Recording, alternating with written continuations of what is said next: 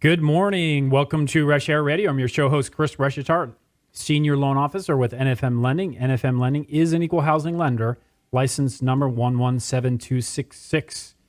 So if this is the first time you're listening to Reshair Radio, then I got to let you know what the goal of the show is, and that is to excite, educate, and empower Charlotte teens to make sound financial decisions. If you're listening and you're a repeat offender, like I like to say, then I say welcome back. So every week we really just try to bring in area experts or expert contributors along with area guest specialists who can talk about different topics related to finance, mortgage, homeowners insurance, you name it. Anything that sort of falls into that. That's right, inspection, home inspections. You can see my guests are excited to actually be on the show. We haven't even introduced them yet. But we're back again for another show of Reshair. We're on every Sunday morning, 10 a.m. on the ESPN, the Game 730. So always listen every week if you can. So before we do our intro, I do want to give you some basics. Our show is posted on reshairradio.com each and every week. So if you find something today that intrigues you, you want to hear more about our sponsors and guests, you can find them and myself and all this information and the show recorded at reshairradio.com. That's R-E-S-H, reshairradio.com. And as always, if you have any mortgage needs, you can find me at themortgagegenius.com. So anyway, well, without further ado, we'll go ahead and introduce our lineup today. So back in the studio, repeat offender, expert contributor Preston Sandlin with Home Inspection Carolinas. How are you, Preston? I'm glad. I'm good. Glad to be here, and I am a repeat offender. That's right, repeat offender. So we're grateful for your sponsorship over several years now, Preston, and we've obviously been marketing and doing business together for a long time now. But would you mind taking a minute just at the top of the show here and letting our listeners know what it is that you do each and every day and how maybe you can benefit them if they have any needs related to real estate and home inspections? Sure, absolutely. Well, I get to be a part of people's dream. Basically, it's the American dream to buy a house and most people's largest investment. And we're just there to help protect and make sure that, they aren't getting into something and not knowing some of the cost or hidden things that might be associated with that. So we're just protecting their largest investment and protecting their dreams. Perfect. So just so that our listeners understand, oftentimes or most often we associate doing a home inspection when you go to buy a home to make sure that the integrity of the house, all the functioning parts of it work. Mm-hmm. But you also can do an inspection on somebody that may need to sell their house. Is that right? Yeah. I think they both should get an inspection. In the sellers, it's called a pre-inspection. It's basically being proactive instead of reactive, so that they know before going into a financial negotiation what they're dealing with. If they have some repairs, they can either get them done or build that into the negotiation. Because all too often, people go into it buying a house and, people come down, go up, there's a financial compromise, then the inspection's done and there's more financial implications and people don't like to compromise twice. So I'm a firm believer in both people getting an inspection, seller and buyer. And people might say, well, that's why? And I always say, well, the seller's inspection is to find the big major things. I can guarantee you the buyer's going to find small things that the seller inspection didn't find, but hopefully not anything major that could cause a deal to go south. Perfect. Well, I know you do home inspections, but you also do a few additional extra services. What are some of the ancillary services that you do when you do the home inspection that our listeners might want to know about? Sure. We do radon testing for radon, termite inspection. Usually, if you're getting a loan with Chris, that's right. They're going to require a termite letter. A lot of times, because homeowners insurance doesn't cover termite damage, so that's why the lender usually requires that. Pool inspections. We can do well and septic. We can also do mold testing as well. So, I share that because, we may talk about real estate a lot on the show, mm-hmm. but every once in a while we've got a listener that is a homeowner that, could benefit from one of those services that you provide beyond just the traditional home inspection. So, Preston, where can our listeners connect with you via phone if they have any need for your services? Sure. Our number is 704-542-6575, 704-542-6575. So that's our intro for Preston with Home Inspection Carolinas. We have actually a great topic. We're going to be talking about 10 common home inspection findings a little bit later in the show. But we appreciate you being a sponsor, and we'll hear way more from you throughout the show. So let's move on to our special guest, Glenn Blanco, here with the David Hoffman Group, powered by Keller Williams Ballantine. Glenn, welcome to the show. Thank you, Chris. First-time offender. That's right, first-time offender. I love it. I told him the whole goal of the Go show easy on him, Judge. right. Go easy. Right. So, it's not always, it's not everybody's used to coming into a radio studio, and I say, Glenn, let's just have some fun, and he just jumped right in. So, Glenn, you are a realtor, just under a year experience, but have had lots of different experience. I know you're licensed in North Carolina. North Carolina and South Carolina. And South Carolina. Okay, just making sure. So if you have real estate needs in terms of buying or selling, Glenn and the team over at David Hoffman Group would be happy to help. But Glenn, before we sort of roll out into the theme that we have brought to our show and our listeners today, tell us a little bit about how you got started in real estate and a little bit of your background. Well, my background primarily was in the banking industry for most of my career. I worked for several of the big banks here in Charlotte and actually in Dallas and Atlanta as well. I helped bring the image technology that's prevalent today in the industry as far as check processing. Helped develop that and roll that out to the various banks throughout the nation. Well, and us lenders appreciate that. Yes. Because back in the day, you used to have to send people to the bank to get a copy of their check, and now you can just pull them right off of their bank statement. Right. Everything's truncated and everything is... See, now I know who to thank. You're welcome. I appreciate it, too. And then after I left the banking industry, again, I do have a background, a technology background and a marketing background, and I had my own business for a while. I had a learning center in Ballantine for kids. That's right, and he actually tutored my son. And I actually tutored Chris' son, and his son is doing fabulously well. Well, exactly.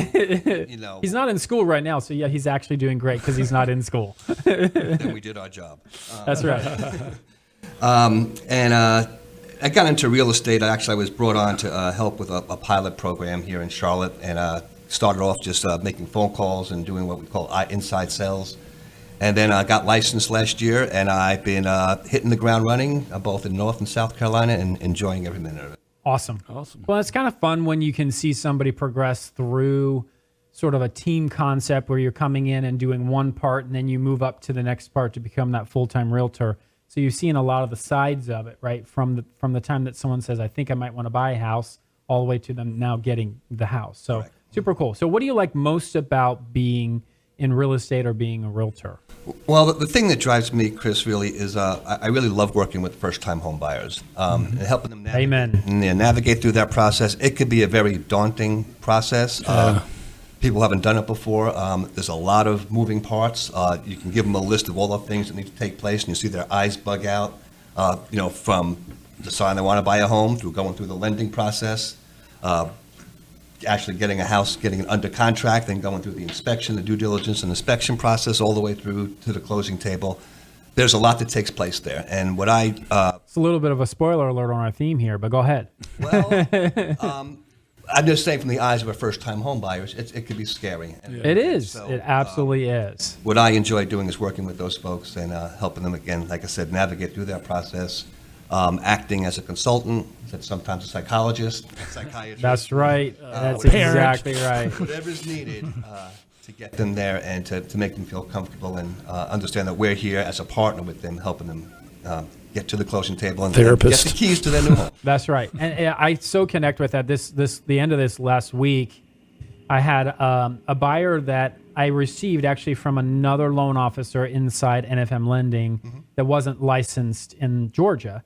And so the buyer called me, and we had received the application, sent the buyer an email, but we hadn't really spoken. So she called me. She said, we haven't spoken yet, but I think I want to put an offer on a house. And then she said, I am so nervous. And she just spilled out this nervous energy, right? So first time buyer, she had never done this before. And that she just, it was like the third thing she said on the phone. I was like, well, it's nice to meet you finally over the phone and talk with you. And I understand why you're nervous. It's totally normal. And I have to tell you, I do loans from jumbo all the way down to investment, renovation, almost any kind of loan I've done over the course of my career. And my favorite client is the first-time buyer. And I self-proclaim myself as a first-time buyer expert because I just really love helping the buyer go through that experience and nurture them and help them understand. And sometimes you get to the end and you realize there's even things they didn't understand through the process, even when you've tried. Mm-hmm. But it's also really rewarding when they close and they appreciate what you do. You know, I'm in a business where sometimes the loan or lender is commoditized and it's what's your lowest rate? I don't care about you. I don't care how much knowledge you have or how creative you can be to help me get the best product and program. All I care about is rate. Well, the first-time buyer often doesn't have that mentality, right? They're more about what can you do to help me? What are the best products and programs? And so I think that's why I connect so much with that first-time buyer. Hey, Chris, can I add to that, first-time buyers? Sure. You know, it's a lot like I went to the Whitewater Center, you know, and you get on that zip line. To me, the realtor is like the person to tell you, you know, like, because they're strapping me up. I don't know what to expect, and I'm scared to death. I don't want to be scared in front of my kids, but they're telling me, all right, straighten your arms out. You know, you're going to do this and to do that. I mean, could you imagine doing that by yourself? I mean, there's no way. It's good to have a guide, somebody who's going to tell you, who's done it 1,000 times, and so that's the role that you're like the guy who straps them in. Exactly. I strap them in, and you know, as a first-time home buyer, you're big. Am I paying too much for this house? Am I paying the right amount for this house? You know, how much is it going to cost me per month? And you see the sweat rolling down. Thousands of questions going through your mind. So we help them, again, feel comfortable, understand how we do comps, and make sure that we're not paying too much for the home, that we're getting a good price, it's a good deal. And like I said, it's probably the single most important or major investment most people absolutely make at that time. So I couldn't agree with you more there. So we're going to go ahead and wrap this segment up. So again, you're listening to Reshair Radio. I'm your host, Chris Reshatar, and we are actually talking with Glenn Blanco from the David Hoffman Group, powered by Keller Williams, and Preston Sandlin from Home Inspection Carolinas. We're going to roll out our next segment talking about the 8 challenges first-time buyers experience when buying a home. Again, that's the 8 challenges that first-time buyers can experience when buying homes. So please stay tuned. We'll be right back. Hi, Chris Reshatar here with NFM Lending and host of Reshair Radio. If you are considering purchasing a home, you may wonder what your financing options are. We offer a variety of loan products to fit your situation, including conventional, FHA, VA, USDA, and jumbo loans. Here in the Carolinas, some of the most common loans are FHA and USDA. FHA loans are popular in low-income and first-time buyers due to their less stringent requirements. They also have low down payment requirements and tend to have a lower credit score requirement as well. USDA loans also allow low and moderate income households to purchase homes in an eligible rural area. Home buyers who do not qualify for a conventional loan may be able to purchase a home with USDA. If you're looking for platinum level service and open communication throughout the process, call me, Chris Reshatar, at 704-277-4463. That is 704-277-4463. LO NMLS license number 117266. Corporate NMLS license number 2893. Go to nfmlending.com for licensing information, and you can apply online at themortgagegenius.com.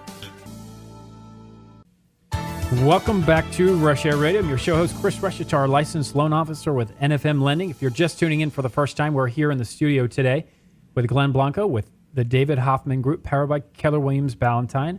We've got Preston Sandlin, expert contributor, back here with Home Inspection Carolinas. And we're rolling out this segment. We're going to be talking about 8 challenges that first-time buyers can potentially experience when they buy their first home, right? And we often talk about real estate and finance and all kinds of things, but today we really want to go through these key concepts. So Glenn, you're going to really help us tee this off. And the first one is, do you know how to select a realtor, and what does a realtor do? Sometimes that's a challenge for the first-time buyer. So tell me, what does a realtor really do when they act as a buyer's agent? Okay. Well, when we act as a buyer's agent, number one, in both the state of North and South Carolina, we represent the buyer. Okay. And once that agreement is in place... it's your attorney when you go to court, right? You're the buyer's agent. I'm the buyer's agent. And everything I'm doing and negotiating is on behalf of the buyer. And what many people don't know is, for the buyer's agency... most cases, they don't pay anything for our services. That's usually paid by the seller. Okay, so let's back up for just a minute. So if you're thinking about buying a home, oftentimes the challenge is you may try to call the sign in the yard, but really you need to have your own representation. And you're telling me that you don't charge the buyer anything. We don't charge the buyer. Okay. Seller. And now I know that, but I'm really emphasizing this here for the listener because people don't understand real estate, especially first-time buyers. And that's why this is a challenge that we bring up.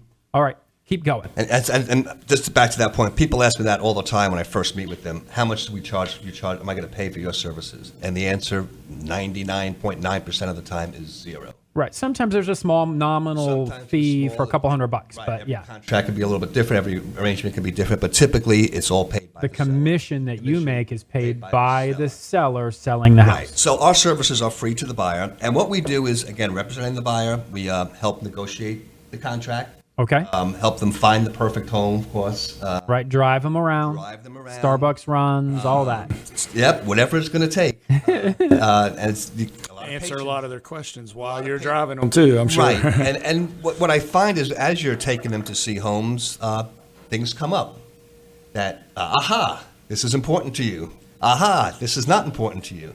So it's an education process for me as their buyer's agent, and also I think so many times for them just realize, you know what, I really don't like a master on the me. Right, they can change their minds. So, and now you also help manage the home inspection process, right? Help manage the home inspection process, and I think we're going to talk about that later. But we will. That's they get the inspection back, and it can be daunting. Yeah, it can be daunting. And when you have a good inspection company like Home Inspection Carolina. They can help you with that process as well. I think we're going to talk about and we'll hit on that a little bit more. Mm-hmm. Really, I think oftentimes just this key first challenge is that the buyer needs to understand that the buyer's agent represents them. It generally doesn't really cost them anything to have that. Right. And that you're really there as the guy. You end up being a friend, a mentor, sometimes even a therapist. That's right. But you're managing all the moving parts on behalf of the buyer. All right, let's roll to number 2. And the number two first-time buyer potential challenge is that they don't know what kind of home they're looking for. What do you mean by that, Glenn? Well, I just kind of touched on that briefly just now, but we go out. My initial conversation with a buyer may be, I need 3 bedrooms, 2 baths, about 2,500 square feet, and a big backyard. Period. And we try to dig deeper and ask some more questions, but sometimes until you actually go out and get them into a house and start looking through the home, things come up. Like I said, we have a little But you thought you liked redheads and then you dated one and said maybe not, right? Anyway. Direct all those emails to Chris. Angry redheads. Chris Reshair. You said that. If you don't like a redhead, they can change. Well, true. That's true. But you can't do that with a home. That's right. But you get my point, right? The point is you may end up determining that that's maybe not what you wanted. Right.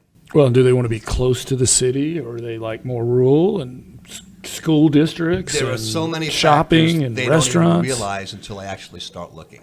And I was out the other day with a couple. They had a young baby. I think it was 6, 7, 8 months old, and another one already on the way.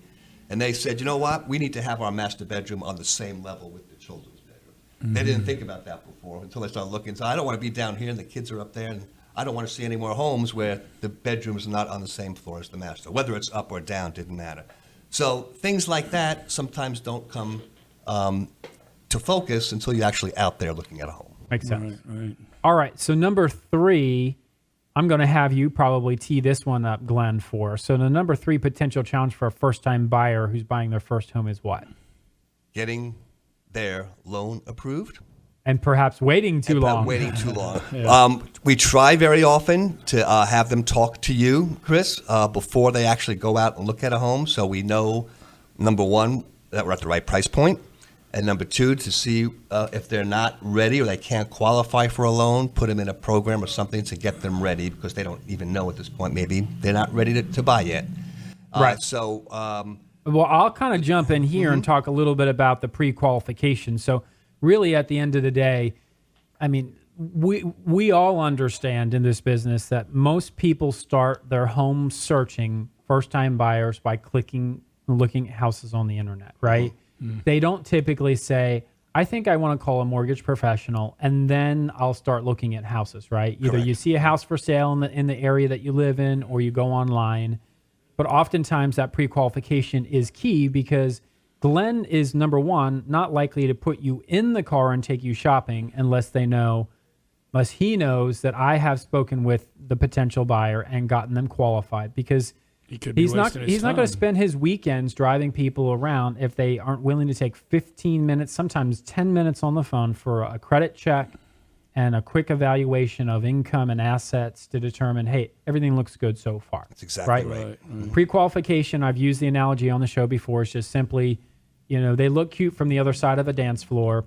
So far, so good. It's a check, right? Yeah, well, and quite honestly, I think it's cruel for somebody to look at a house that they find out later they can't afford. Right. I mean, it dashes hopes too, right?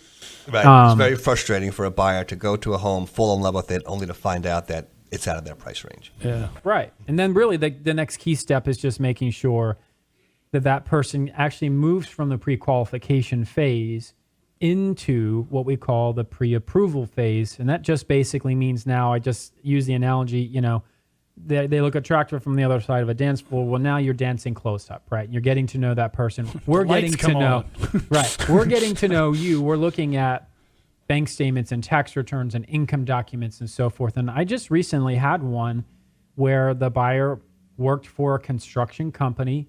We had a particular salary listed. It was a very strong salary. And when they came in to meet with me, they were actually a 1099 contract or self-employed person. Well, both the realtor and I said, I would have never guessed that the position he said that he worked in, he said, I worked for this company as this position. And it sounded like he was just an employee. Mm-hmm. Well, sure enough, he did make a lot of money on his 1099, but on the tax return, it showed very little income. He had a lot of write-offs. And we thought this buyer was ready to go. But once we saw the paperwork, we had to, shift gears and do some course correcting. And that's so important, because just because you think you qualify doesn't mean that you do. You need the lender to look at your paperwork up front.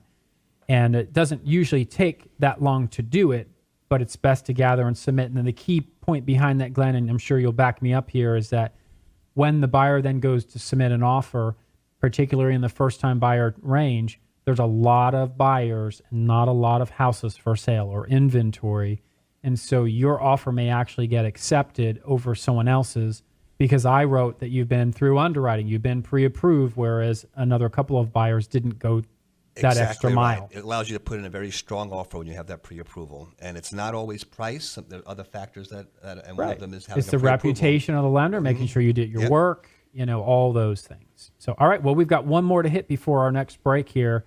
And so another potential challenge for a first-time buyer buying a first home is not being prepared for the upfront financial commitment. Glenn, why don't you quickly touch on what some of the upfront commitments might be? Quickly, at contract, it is customary for the buyer to pay a due diligence fee to the seller, and that really is a fee for them to take the house off the market while we go through the due diligence period. So here's $500. You're going to take your house off the market for 3 weeks, and as a result, wait for me. It's kind of like layaway, isn't it? Yeah, right. And the due diligence fee, just so you know, if for some reason during the inspection process you decide you don't want to proceed, you lose your due diligence fee. So that's really all you're putting at risk at that point. Okay. Then you also have your earnest money deposit, which is again credited back to you at closing, and that's held in escrow typically by. So it's held by a neutral party. Typically, like at Keller Williams, we hold it in escrow as the buyer's rep in our account. What are some of the additional costs aside from the due diligence and the earnest money that come into play that they pay up front? Inspection. Preston. Yes. And it's well worth it. Absolutely. Talk about that, and that's another expense on the buyer's side. Oh yeah. Well, you obviously, you don't want your buyer to be hit with unknown. They buy this dream house. They get new furniture and all this, and all of a sudden their heat pump's gone and $5,000 that they weren't expecting to pay for. So you definitely want to get a home inspection. How much would you typically invest up front on a home inspection? You're looking around $400 or $500 probably. Perfect. Typically. Average we probably find. I think one time I averaged it out. $2,200 worth of repairs. So I mean, right, you're spending that's a $1,500 plus right to there. figure out maybe how to save money on those repairs and maybe renegotiate with the seller. And and it is skewed. I mean, what I mean by that is there's some that are very little, but then you have some that, oh man, you got a $10,000-$15,000 problem, and you definitely want to find out about that because you don't want to be hit with that on the a surprise. That's not a good surprise. Right, makes perfect sense. And then finally, the only other upfront cost really is is typically paying for your appraisal, which I, as your loan officer or lender, will order that. That runs usually typically around $450 to $500. So all said and told, Glenn, as we look, your really first-time buyer minimum investment is anywhere from $1,000 to $1,500, and that's being conservative. That's being conservative. It could be more, right? And just to clarify, though, if everything does go as scheduled and you go to closing, you do get back the earnest money and the due diligence. All that gets credited towards the house. all the way through the so process. It's not an additional expense. It's, right. it's part of it's credited back to you as you pay along the way. So perfect. Well, we hit 4 challenges out of the 8 we've got lined up here. Again, you're listening to Reshair Radio. I'm your show host, Chris Reshair, with NFM Lending. You're listening. Keep listening is what I'm trying to say to Reshair Radio. We've got several more challenges to go. We've got Glenn here in the studio in Preston. Stay tuned. We'll be right back. Hi, this is Chris Reshair, host of Reshair Radio and loan officer with NFM Lending. Is home buying in your future? Buying a home is one of the most significant financial decisions you will make in your life. Each step in the process is important to ensure a smooth transaction. But the most important step, even before you look at houses or call a realtor, is to get pre-approved. A pre-approval is when a lender evaluates a loan applicant's eligibility for a home loan. The loan officer collects information such as their employment, income, assets, and current expenses. The lender then gives the applicant an idea as to whether or not they could afford a home loan or an approximate amount of loan they could qualify for. If you're looking for platinum level service and open communication through the loan process, call me, Chris Reshair, at 704-277-4463. That is 704-277-4463. LO license number 117266, corporate license number 2893. Go to nfmlending.com for licensing information, or you can apply online today at themortgagegenius.com. Welcome back to Reshair Radio. I'm your show host, Chris Reshair, licensed loan officer with NFM Lending, and we have been in the studio here with Glenn Blanco with the David Hoffman Group at Keller Williams, and here with Preston Sandlin with Home Inspection Carolinas. And if you're just tuning in, we actually were talking about the 8 challenges that first-time buyers can experience when they buy a home. We talked about working with a realtor. We talked about, how to know what to look for in a home. We talked about waiting too long to get qualified. And we even talked about the upfront financial commitments. Those were the first 4. Glenn, we're going to knock out the next 4 during this segment. And let's jump right in. Glenn, you say that first-time buyers can often overreact when they get a home inspection report. And Preston, honestly, we probably should turn the mic over to you as well. But why don't you tell them, first of all, our listeners, what the home inspection process is, and then what that report looks like. Maybe you can pick it up, Preston. Sure. Well, basically, once we put a contract on a home and it's accepted by the seller, we go into what's called a due diligence period, usually about 10 days to 2 weeks, where we, as a buyer, have an opportunity to inspect the home, have an inspector come out, like Home Inspection Carolina, spend 2, 3, 4 hours, depending on the size of the home, and they are going to find issues. That's what happens in a home inspection. And very often, the first-time home buyer, you will see their eyes bug out. Mm-hmm. And that's where someone like Preston, who I've worked with his company several times, can come in and help us determine how serious is this issue. Is it something that needs to be addressed now? Is it something that's critical? And help us. It sounds like the role of a mother-in-law at the same time. Yes. Right? Mm-hmm. But go ahead. Yeah. So getting back to your dance analogy, help us to continue with the dance. I'll hand it over to Preston. There you go. Help us. So, Sure. Preston, they get this home inspection report. Sure, Tell us sure. about this. Sure. Well, you can be overwhelmed with it because, quite honestly, the state requires us to put a lot of information in there. So a lot of what Glenn does, and he does a really good job of it, is deciphering, going through and say, all right, so of these items, what's like a major issue, what's not a big deal, and what's more cosmetic. And we're required to put all of it in there. Another thing is to get a picture in time of the house. I mean, a house, just like a car, I could buy a classic car, but certain things on a car wear out. Belts, tires, hoses. You see a 1950s classic car, I guarantee you it doesn't have the original tires, belts, or hoses on it. Same thing on a house. You might have the original brick on it, but it doesn't have the original roof, water heater, furnace. And all of those things Great analogy. are in different areas of their lifespan. But I will have to say this, and I have to throw this out there. You could have an older air conditioner or older water heater that's working at the time of inspection. You can't make, you can't make them replace it, but you going in, I got a 15-year-old roof. Right. People ask me, does that, and it can be working just fine. But I want you to know that if you're going to live here 10 years, you're going to put a roof on. It could go 5, could go 6, but it's not going 10. So, just keep in mind that, things have different life expectancies, and that's what we try to give them. But, if you want a brand new house, buy a brand new house. And all those things are at the beginning of their life expectancy. But then there's a trade-off, and Glenn can get into this. If you buy a new house, you're not going to get the instant appreciation, or I don't know if quicker appreciation that you would because they're still building new houses in the neighborhood. Why would somebody pay for yours? Right. Not to mention mature trees and things like that. So there's a trade-off. You buy an older home, you're probably going to experience faster appreciation, but all of your mechanical systems are going to, be at some point in their life expectancy.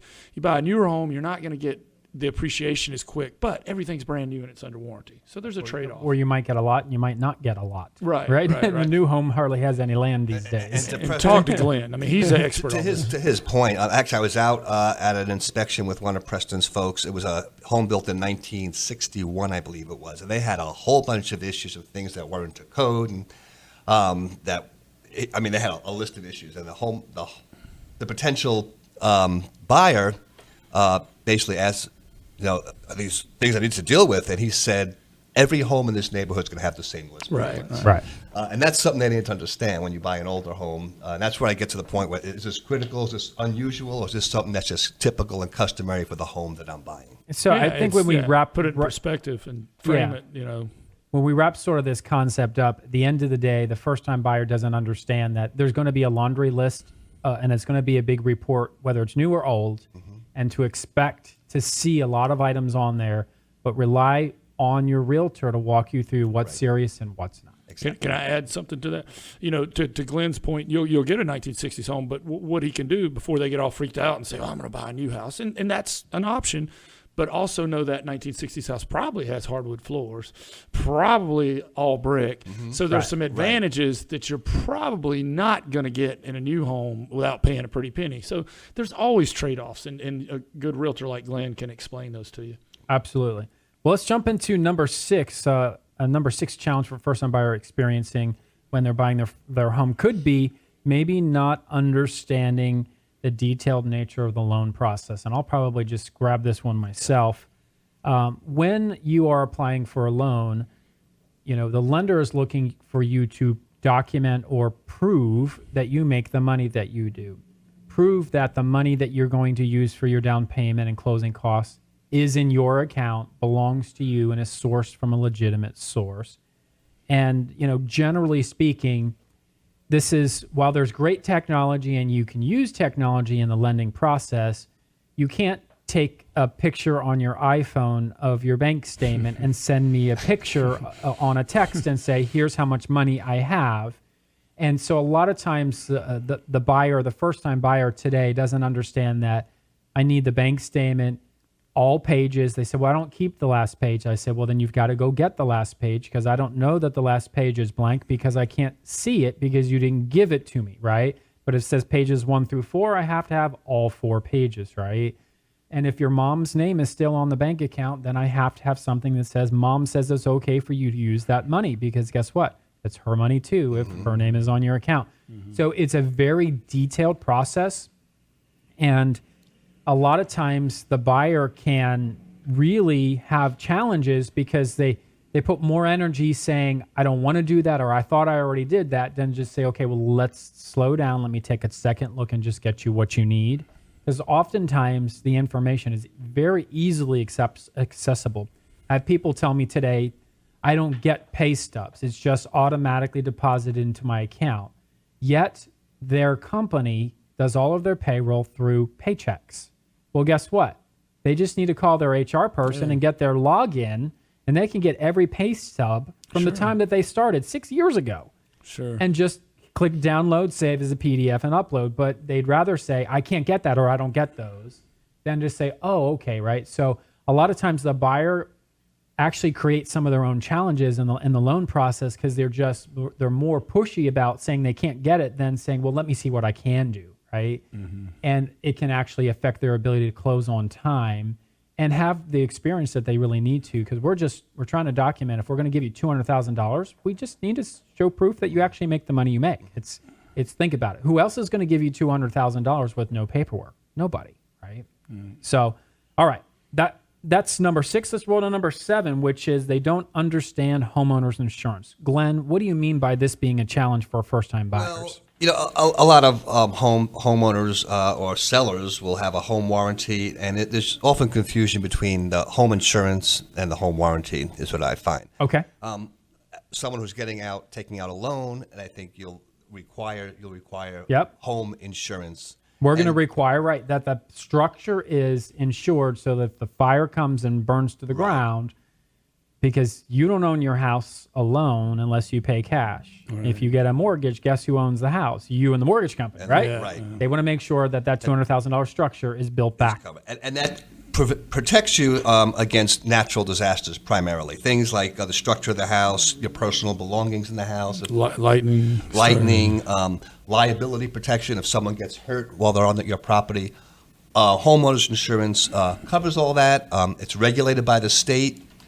So that's a whole different thing than a home warranty. Absolutely. And we're going to talk about home warranty in just a quick second. So I will share with our listeners, Jay McElveen with Goosehead Insurance is a local insurance guy here in town. He is a sponsor of Reshair Radio. We had him on last week. He is great, and he's the one that will walk any one of my buyers through the process of homeowners insurance, why it's required, and really it ends up being a protection for you as the home buyer and the lender at the same time. So if you guys are looking for insurance, let me know. You can dial me at 704-277-4463, and I'll connect you with Jay. That's 704-277-4463. And then lastly, Glenn, you mentioned that one of the challenges buyers don't always understand is what a home warranty is and what it generally covers. Yeah, and that is a whole different animal. Typically, number one, it's not required that you have a home warranty. It's recommended, especially if you have older appliances. And it's really a service contract which covers the major appliances in your home. It's usually short-term, usually about a year. Of course, you can renew it. And it will cover things like the HVAC, the water heater, the kitchen appliances, the washer, the dryer. And it really protects the homeowner's cash flow and gives you also, in addition to saving money, access to a wide network of qualified service technicians to help repair the appliances and stuff inside the home.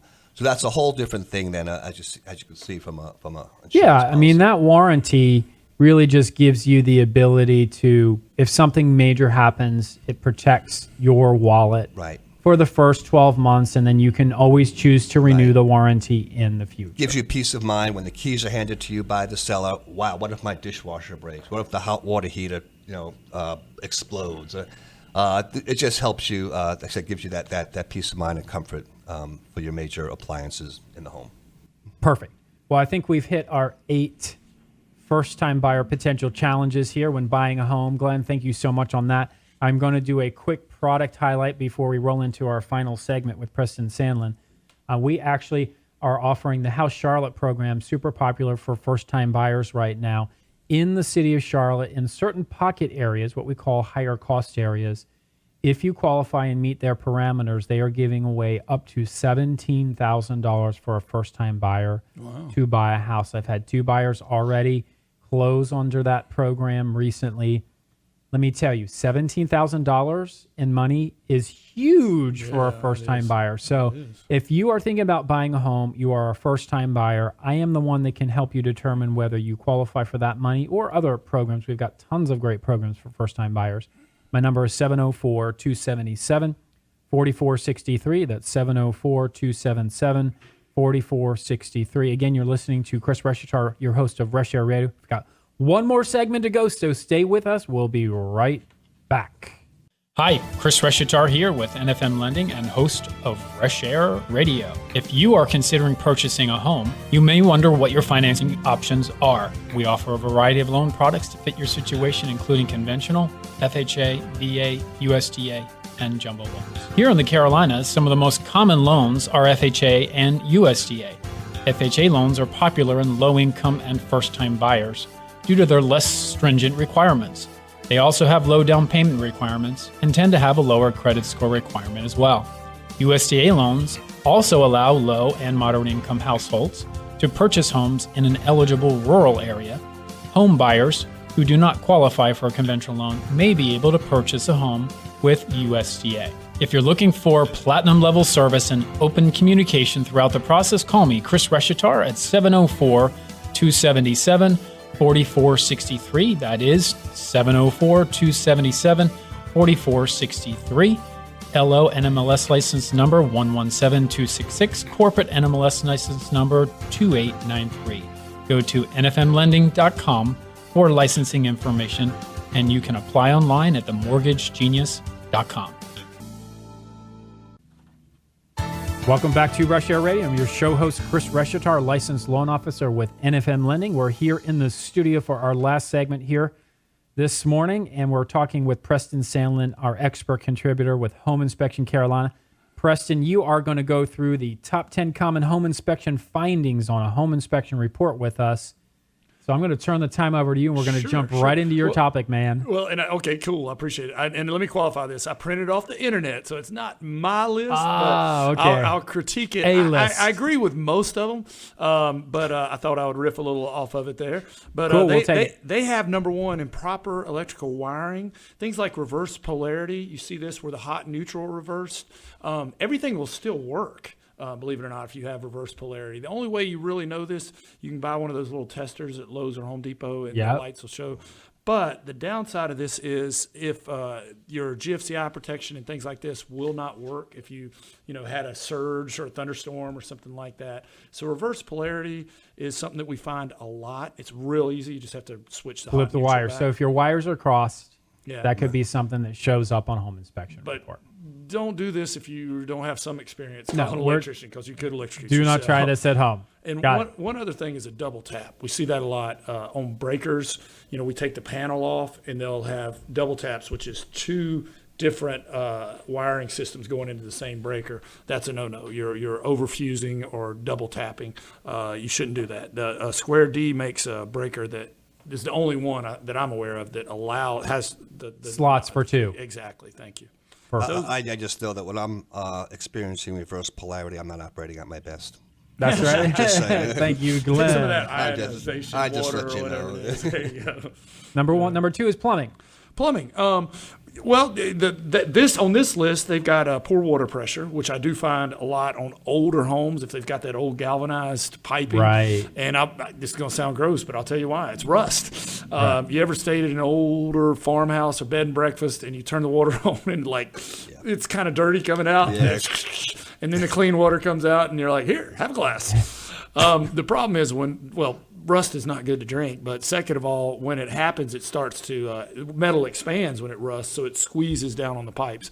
If you have old galvanized pipes, it's probably time to replace those, just because they rust, and it hasn't been really used since World War II. So if you have them, I guarantee you it's 70 years old. Right. Kind of getting outdated. Number three, heating system commonly shows up on a home inspection report. Well, a couple of different things. The big thing this time of year when the seasons change, and I'm sure people turn their air conditioner on this week, it's been in the 90s, you need to get that system periodically cleaned before you go into the major cooling or heating system, because basically it's been dormant the entire time. It collects a lot of dust and dirt. There's certain types of trees like those cottonwoods. they're awful for air conditioning system because it pulls in air and all those cottonwoods and the dirt and debris, mat up against your compressor out there, and it just causes the system to work a lot harder, costing you a lot more money in heating and cooling and increasing your chance of a breakdown. So get it checked out each season and get it cleaned. Great. Number 4 says exterior maintenance. Pretty common on a home inspection report. Yeah, absolutely, especially around the soffits and fascia, around the roof lines. And, now it wasn't as common back when remember back in the 70s when we all lived in a ranch house? There's a whole lot of building technology that exploded all the McMansions and, basically truss systems. But now we got so many gables and eaves and roofs coming together, which causes for water drainage issues where it's touching some wood somewhere, and you just see a lot more wood rot or softwood with the fascia and soffit, and you really need to step up your flashing game. In fact, I have that issue right now. I have a squirrel in my attic, and it's not cheap to get a squirrel out of your attic. But yeah, basically where that came from was there was a place where the roof came down and it had moisture damage, so the squirrel was able to just penetrate through wow. it. So now he's in there, and it's a long story. Yeah. That sounds like another show. Yeah, and the wound is still fresh. So after Preston comes through, we have a bunch of homeless squirrels. Yeah, that's right. The guy promised me. Coming to your house Wait soon. a minute. The guy promised me. He did promise me. I was like, where are you going? He said, I'm taking him like 20 miles away, and I have a 200-acre thing. And I was like, because if you let him down the street, this squirrel's coming back, but I don't want to kill him. All right, no emails from animal lovers. The squirrel is okay. All right, moving on to another common home inspection finding is improper fan ventilation. Well, the fan, what they're primarily talking about here is bath vent vans. Okay. The ones that you flip on when you go in. Yeah, because showers running, hot, the water needs to, the vapor needs to exit. And the improper would just be venting it straight to the crawl space or the attic because you're putting that hot, moist air where you don't need any more moisture. Now, you can vent it up into the attic. You almost have to, but it needs to go over to one of the air vents, the vent, the soffit vent, or go up to the top to the ridge vent. But what you don't want is just the hose coming up and just laying right there in the insulation because it's putting a lot of hot, moist air that doesn't need to be there, and it's going to cause some other problems. Got it. All right. The next one says electrical entrance cable.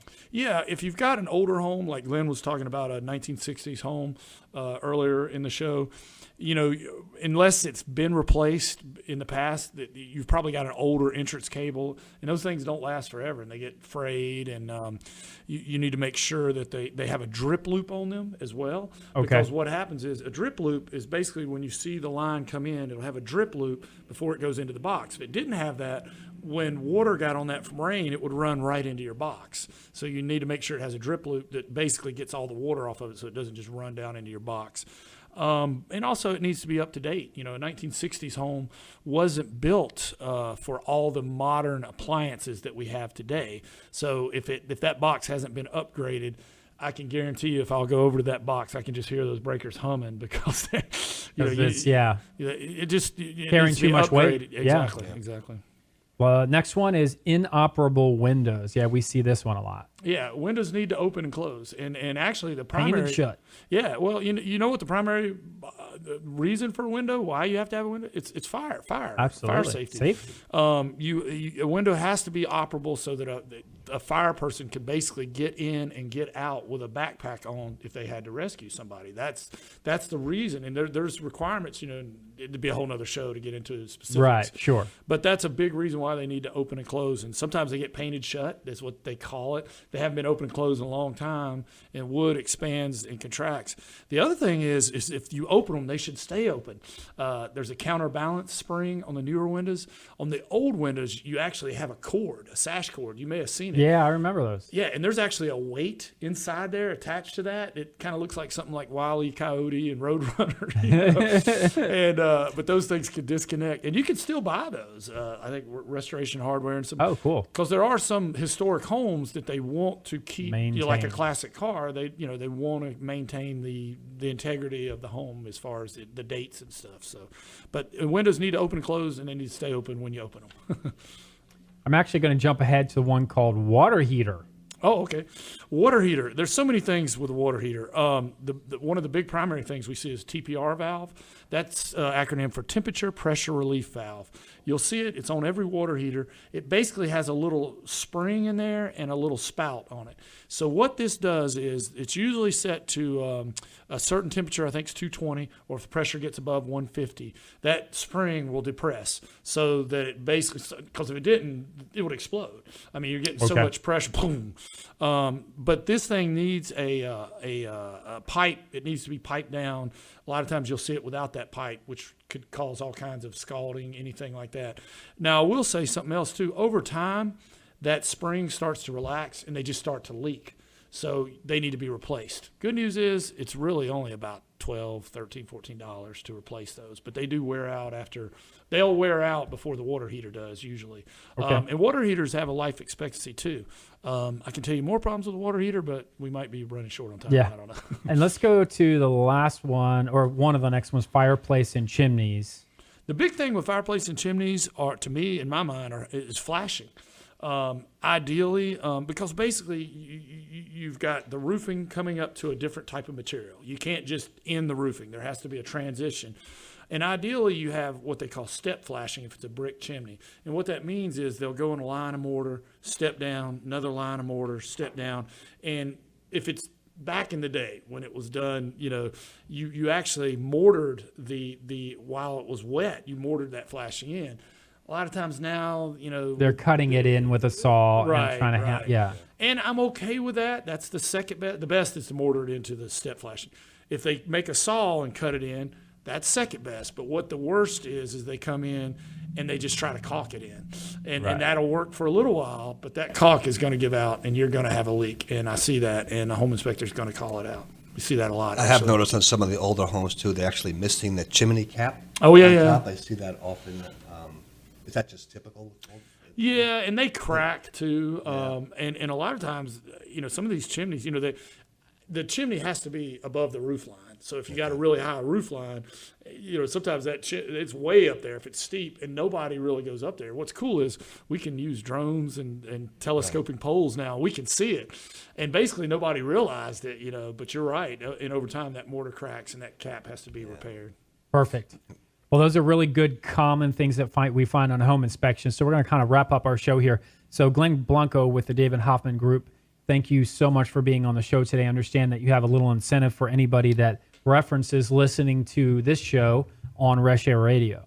Absolutely. If you reference this show, we will offer a free home warranty to any buyers that we come in contact with. So that's like worth $500, but it's actually worth more if actually something happens to the home and the warranty covers it, right? Right. It's your it's a peace huge of mind. protection. Yeah. Mm-hmm. So if you're a first-time buyer, you need to give Glenn a call. Glenn, where can people get a hold of you? My phone number is 704-516-9409, and I look forward to your phone call.